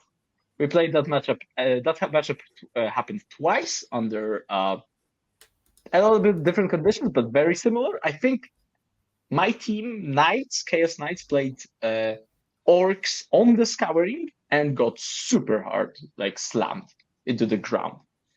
And which was basically Brian's list, plus minus 100 points or something. That's what we call this. Yep. We were talking about that so much this weekend. Yeah. Interesting. Yeah. Which was basically our estimations as Team Poland in this case were probably wrong because we had we didn't have such good information on especially Goff's pressure played this way as Brian does. Yeah. So I got to play Chaos Knights, which is not. It's the probably besides Thousand Suns the single worst thing you compare it to is Gene And Circles. orcs. It's so miserable. No, orcs you get points. Chaos Knights you sometimes just don't. But more Like orcs importantly, aren't stopping you doing secondaries, right? Which is, and you can usually bank a set of primary by like wrapping a 20 with like 30 bikes and just be like 4s, bro. but more importantly, you got to scam Duda again. But I got to scam Duda which again. matters more than anything. Dude, I am going to be living rent free in that boy's head on terms of dice scams for years now. I have Duda's shirt in my cupboard from playing him at WTC 20 ETC 2018, and like just so hard dice scamming him, it wasn't funny. And I did it again. It was so much worse this time. Just like I ran out of targets for some neophytes and stuff like that. So I fired 4 unbuffed seismic cannons at a carnivore without +1 to hit. They had reroll 1s, just 4s, 5s. He's saving on 5s. 14 wounds, 12 hits, 7 wounds, 7 failed saves, dead carnivore. Just like randomly on turn 3 for no reason. Just first one, average. Second one, can you see an underlying theme in the Polish dice? Duda used my dice. No. The dice like themselves as an object doesn't matter. It's the person. The concept. Because we've heard stories of me getting scammed, Typhus getting scammed, now Duda is getting scammed, and we are not even finished. Not even close to done yet, no. That's why we're doing this one first. I did, unfortunately, get held to a 4 on RBD as Gene Circles, which is painful, because I didn't do one of my quarters, and I failed the dread test to do the action in the other quarter on his side. Because he took the dread... Yeah, I know. He took the you have to pass a dread test to do actions. So I managed to do the back left, failed the top right, or did the top left, failed the top right, did my bottom left, and then never got an opportunity to do my bottom right because there were just like Chaos Knights all over me. It was like they're coming at the walls. It was great. It was a really good game. I managed to max bring it down, which is good. Max Brood Swarm because you just write that down. It was a really cool game. I managed to get the scouring action on turn 5 by running an Acolyte Icon Ward at the middle after move blocking all the knights from getting onto it so I could do the action. Just like, I'm getting 3, boys. Yeah. But no, we played on a board where there was like I could fit 1 model on the objective out of like charge range on an objective. That was it. Everything else was in the open. It was miserable. I just sat in my corner. Duda did, however, somehow get in his head that if he charged the carnivore to 10 bites, they might kill it. So he didn't charge me on turn 1 or he didn't charge me on turn 2 with a carnivore. I just left it there, and I was like, I'm not going to tell you that that's not a thing. At one point, we both had double dice CP, like I use CP to track dice track CP. Yeah. At one point, we both had a second dice to track our CP because we both went up to 7. Just staring at each other funny. Just staring real hard. Yeah. No, it was a really good game. I had really good fun with it. I ended up losing this one 11-9 in what was one of the weirdest games. Like he's just hard scammed in 1 secondaries. Like he got 8 on Storm of Darkness. It's just like, no, you're never getting it. Every time I put a nut in the middle of the score, I killed it. Because I can kill 2 a turn. 2 a turn is fine. I got to do the full regeneration combo. I think I brought back those seismic cannons like 8 times. Just good fun stuff like that. He tried to do the Harper Track stratagem and then a dread test and then morale to kill a squad of 5 guys, left 1 alive, which was the banner who regrew into range of the other banner. Things like that. Oh. Jesus. So bad. What about the rest of you? Yeah, I'm just gonna quickly talk about my game because I was the first game to finish again, of course. Yeah, of course. Not surprising. I got to do all of the game stressful coding for this round.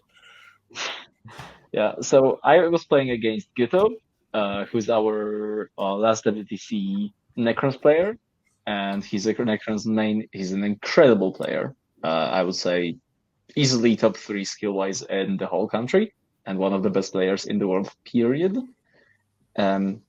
And the funny thing is, as we've discussed, we played that exact matchup with Typhus with the exact same list on the exact same table.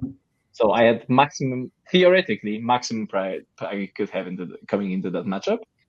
And the funny, 2 things happened here. First one, I went first, which I actually don't think is preferable, because I mean, the deployment in those tables was okay-ish at least, whereas the mid table was non-existent. So I would much rather prefer him to have to push to score some points. That's the first thing. The second thing is my honest mistake, because we have a saying in Poland is that if somebody rolls really well, you would say he rolls like a monkey. What I did, which is my honest mistake, is fed Ghetto a banana before that game, which was just straight up throwing. I'm not gonna lie, because when I played Typhus, my Desolation squads killed 6 Tomblates first turn, which is probably way above average, but definitely can happen. What happened against Ghetto is I killed 0, by which I mean -1 because I killed 1 and he resurrected it by reanimating and being able to reach my objective with a normal move because of that. Unfortunate. The gist of it is, what he did, which I think puts into perspective why practicing against top players matters so much, is that he found outs in that matchup on the same table, which Typhus was unable to find with the same list. He basically understood the assignment so well that he understood that trading his 7 turn 1 7 destroyers, super expensive squad, teleporting with the veil, with the character, and trading them for 5 infiltrators, totally worth it. You need to understand the assignment and to understand what your outs are for that matchup to be able to do that trade confidently, which he did. He also might have made a 9-inch charge just like that onto my home objective with them, which is way more unfortunate and can be like a free straight up point. But that's he didn't expect it, right? It would still would have been a great play if he just killed 5 infiltrators. And because of the open table, I can hide them effectively from teleporting. You didn't do the 3 CP combo on them because you have 1 CP. So exactly. Might have 2, but doesn't matter. Because you can do transhuman -1 to hit 5 of Feel No Pain on them, and then they probably live that, which is horrifying. But not against full rerolls destroyers. Still, I think it's actually pretty close if you're in. I've learned that one. Dark Angel ones without Feel No Pain lived that one. Let's go. Surely so yeah, Iron Hands are stupid. Is the real? Yeah. So the story of my game is under-delivered, I think, on my score, significantly. I would have expected at least a 15. I think I got scammed on that charge, as we've discussed. But the thing is, Ghetto played that extremely well. I was super impressed with him. And, of course, the rolling was the rolling. But he found the outs with that matchup that I don't think any other player would have found with that army, for example. Just kudos to him. But I brought a 12, which isn't too bad, but definitely should have been higher. Typhus, how have you managed to recover the Thunderhammers from the various appendages of your body yet? Well, so the Dark Angels went first. He rolled advances, and then I looked at my score sheet and started calculating how I can get 1 point. I kid you not. I burned 10 minutes after his advances when he said my time to figure out an out to get any points out of that game. Thankfully, my opponent helped me out, and turn 2, as I exposed singular units, he didn't advance again into my deployment zone to just kill me, so I didn't just die.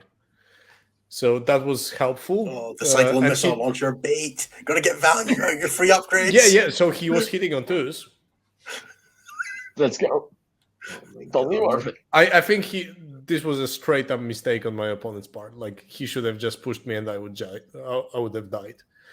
But yeah, he then hit a 10-inch charge from Deep Strike without CP reroll because he didn't have CP reroll because he needed to fly back with Talon Master. Easy. Stuff like that, which held me down. So that was his only shock tactics, actually. Yep. That game. Turns out if you are not ever on the objective, you can score shock. Yeah, I just went. I just Crazy. said, okay, I do my Necron mission on this one, the mission secondary on this one, and then I will never come close to this one. And I just stood away. I literally strung my destroyers in a way that if he shot them and I rolled luckily on reanimations, I had Technomancer that I would get after reanimating my command phase, get that marker, but I haven't successfully rolled any reanimation, so that didn't matter. Classic Necron, 0 or all of them. Yeah, but like Kruger helped me a lot with playing this way more passively than he should. If I did 18 charge last turn with reroll, I would have gotten 5 points out of that matchup. But rolling 18 charge with a reroll is just not feasible for me.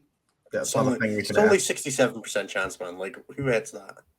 Yeah, and I also had the case of all the Ophidians dying from disembarking from a side.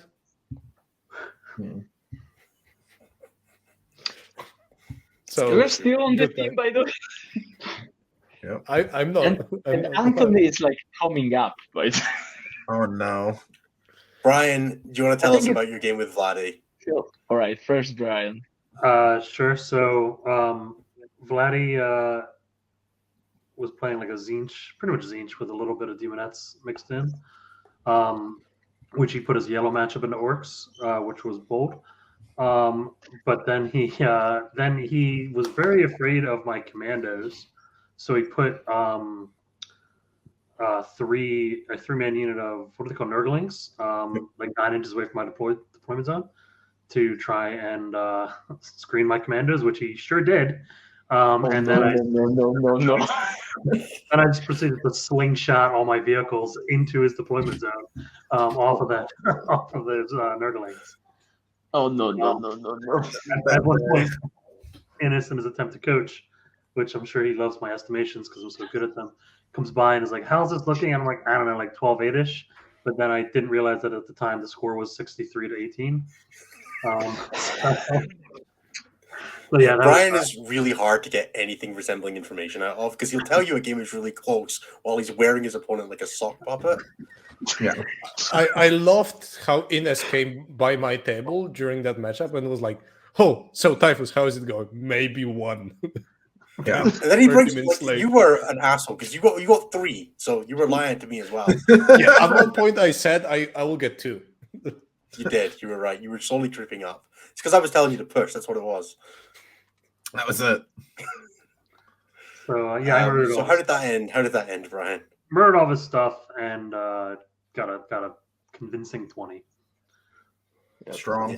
Nice and easy. You like table He one did turn get a bit 2, scammed right? on the theme of dice scams. He did get a bit scammed on dice when his Oh, the Lord of Change failed every single one of his powers turn 1, and then turn 2 when he managed to hit a bunch of 5s rolling my dice, which is very upsetting, by the way. I hate when people do that. But he kept his Lord of Change alive against my Brutal Buchanan Power Claw War Boss, who was trying to rip his wings off. And then in his turn, he's like, "Okay, so I just cast these powers and I kill your 2 characters." Failed them all again.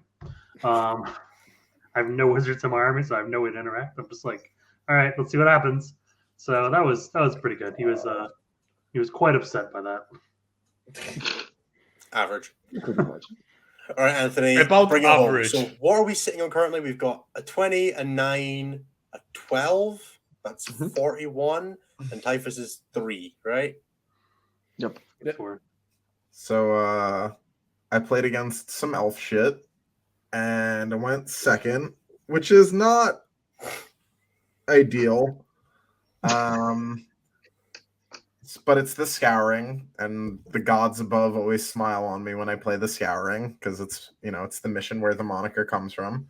So he goes first and does some like real big brain elf shit, sends up a bunch of plans within plans and scores a bunch of points. And I'm like, all right, you did some elf shit. Here we go. And I, got out of my transports and made some charges. And I reached out and I touched his unit of spiders with a unit of Exalted 8-bound and a unit of Standard 8-bound. Now, from this point until until about 2.5 turns later, getting hit. Oh no, I'm the whole screen. Getting hit in every single phase, besides shooting, because I hit both 4-ups to stop him from falling back on the same unit of warp spiders that I kept alive. They got hit by a unit of banshees, a pile of smites, a unit of troop, the whole unit of warp spiders 3 times. Most of those activations, that unit was doomed, and I went 32 of 34 on 4-ups. So that unit just didn't take any damage really besides the smites and lived there for most of the game, turning my projected 11 into a very quick 14. 32 out of 34. Absolutely fucking disgusting. Yeah, it was pretty gross. He was not happy by the end of it, I'll tell you that much. Victor wakes up at night dreaming of 8-bound now. Yeah. Yep. Like, you're going to see that boy next edition running Death X just because of you. There's so much of polls being scammed on dice in this that now I just want to like put it out there. When we prepared for the event, me and Typhus presented the Polish pessimism style of doing everything and estimating shit. Yeah. While the gentleman over there, I just put it into a calculator, and my PC just rounded it up to 0.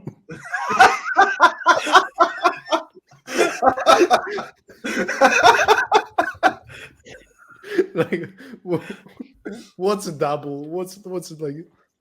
No, Yep. no. 0, straight up 0. Yeah. Back to the point.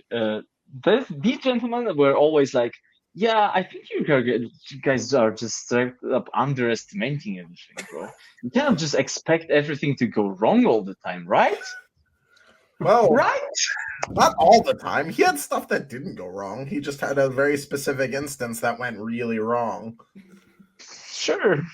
And I mean, Pumba, you got scammed on our side, so that doesn't count. Yeah. Sure. I mean, at least now I have an excuse, right? At the end of the day, we took that round 58 to 42, with 56 being the threshold for a round win. Thankfully, Blacklist ended up drawing the round to FMP 7 Plus anyway, so we didn't even have to win. Didn't even matter, but we got the undefeated. We closed it out. Team S apostrophe or S *** T-check, name pending, did win the tournament. It was super awesome. We drank while we all earned a beer while we claimed the trophy, which we gave to Brian for his heroic 92 out of 100 and top scorer at the event performance. By the way, that trophy is a disgrace. That trophy literally didn't hold water or wine. Typhus was Alpine Cup, and it's not a cup. It's not a cup. Hard scam. Imagine. Honestly, I think that's false advertising. Yeah. But overall, we then went back to the. If only there was another name for that event, right? I couldn't imagine anything else it could be called. We went back to the accommodation. We drank the night away again with no booze because the bloody vending machine was. We drank what we had left, which was not. I think I drank 1.5 beers, but it was fine because we were with friends. Next year we will do a better shopping run on the Friday. I don't know. There was wine left. So many times to buy. Yeah, we underestimated how much to drink. That was what all happened. We underestimated how soon everything was going to close. I think that's the real issue. Also, the vending machine beer wasn't that great. As it turns out, the vending machine beer and student accommodation was only okay. And if that's somebody who doesn't drink beer, it was really crap. Yeah. Overall, fantastic event. Thank you to Ishik and Kevin and all of the other Alpine Cup guys for running it. We will definitely be back next year. I believe it's 6-man teams next year, so we got to go and have a discussion about who to bring along. Current voting leans onto 5-mans. Oh, does it? Cool. Well, if it is still 5-mans, we're going back as 5. If it's 6s, we'll see what happens. It was super awesome seeing TJ and Chris there as well. They both played on other teams. Chris's team finished bottom of the top half. I do not know where TJ's team placed off the top of my head. So it's an insulting way of saying that, by the way. I was going to say, just maximum disrespect to Chris's team there. bottom of the top. It could just be like finished in the top half, like champions. Yeah. They finished 21st, bottom of the top half. Yeah. They actually technically didn't finish in the top or bottom half. They finished in the middle because there was 41 teams. Average. Average. Aberaggio. What was it? Was Flamingo boys? Yeah, Flamingo Flamingo. Warriors. Yeah, but I think TJ's the team event finished was 15th. great. I think Nice. the event was great in a way that if you are wondering and listening about going to like another team event next year, I think this is a great location, like general vibe of the event. Yeah. It was If you want to do so laid mini back. WTC, I would say if you wanted to do the mini WTC, this is the event to do, right? Yeah. Like I it think wasn't so. WTC. There was lots of teams from lots of different nations, but we played 5 teams from 5 different countries. We played a Polish team, a Czech team, a German team, a Spanish team, and a French team, and that was great. It was really cool. Loads of people. Obviously, everybody speaks English. It'd be super cool to see a full American team over next year, for example, guys. If you guys want to make that happen, get your hopefuls to do it. Anthony can sit and watch them as he wins. I don't have enough Just authority wave at to them. make that happen yet. Yeah, I'll wave at them from the top of the podium. Yeah, exactly. Chris is going to try and run it for a full Scottish team next year, so I think it'll be really cool. I look forward to seeing what the event could do. Maybe they can. Hopefully, they'll be able to fit more teams in next year. I'm going to try and do the singles next year as well because it looked like a good time. Yeah. Anything else you guys want to finish on? Nope. I don't have any interesting things. Not really. I just want to thank you guys. They just straight up. I think it was just fucking fantastic experience. It was the worst score I've had I think since I've ever attended a team event, and it was a pleasure. Yep, that was so fucking enjoyable to just actually be able to do this type of international team, which is, I think, imagine this happening, I don't know, 3-4 years ago. I don't think that was very usual. Coventry, that table at Coventry has a lot to answer for in terms of the way the 40K will continue to develop for the next few years. Yeah, that's very much true. Choco Dice, the one thing that brought everybody together. That's right. Go. Anyway, that is going to do it for us for our coverage from the event. Yeah. Thank you so much to everybody who's taken part. I'm going to very quickly do the plugs. This has been part of the StatCheck Network. If you enjoyed the show, there is a main show live every Tuesday at 11 p.m. UK and various other times across the globe that I don't care to talk about right now because this is one of the real shows. If you enjoyed what you heard here, you can catch me and Anthony there almost every week. Typhus also runs Enter the Matrix, which is a very, very team-focused show. This is kind of a bonus episode of Enter the Matrix in some ways. We're not going to name it as such because it's not really, but kind of is. So if you want to hear even more great teams coverage, check out Typhus's content there. X and One also runs on the network, which is a show run by Cliff and Tim, which is focused on becoming a better player while not maybe being quite at the top end yet. If you're still getting there, or you have limiting factors that prevent you from getting there, such as being a dad or just not having the time to commit, it's a great show to interact with for ways to healthily interact with your hobby and getting better at it while having those constraints in place. Finally, we do offer coaching. Myself and Typhus both offer coaching through the StatCheck Network. You can check out coaching. stat-check.com/coaching or email us at coaching@stat-check.com to get in touch. We would love to hear from you if you are in any way interested in getting better, especially with 10th edition around the corner. It's a great time to get involved and to really focus on your aspects of play to get ready for that edition.